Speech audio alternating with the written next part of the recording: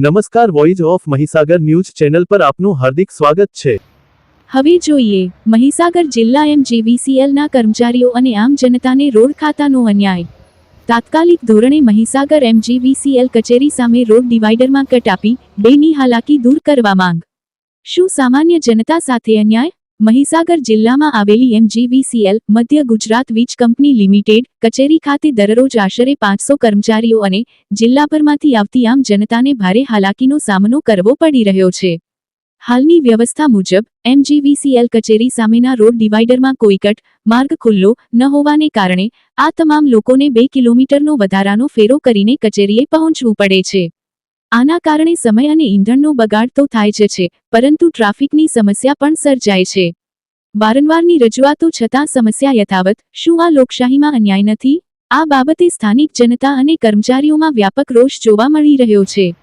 અગાઉ પણ L એમ્પરસન T company, સ્થાનિક ધારાસભ્ય અને સંસદ સભ્યને લેખિતમાં વારંવાર રજૂઆતો કરવામાં આવી છે, તેમ છતાં એમજીવીસીએલ કચેરી સામે રોડ કટ આપવાની આ માગણી પ્રત્યે તંત્ર દ્વારા કોઈ સકારાત્મક પગલાં લેવાયા નથી।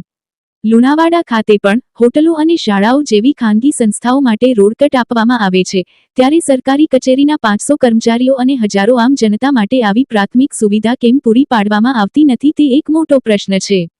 શું આ લોકશાહીમાં સામાન્ય નાગરિકો સાથે અન્યાય નથી? આ કેવો કાયદો કે જ્યાં અમુક લોકોને સુવિધા મળે છે અને મોટા જનસમૂહને હાલાકી ભોગવવી પડે છે?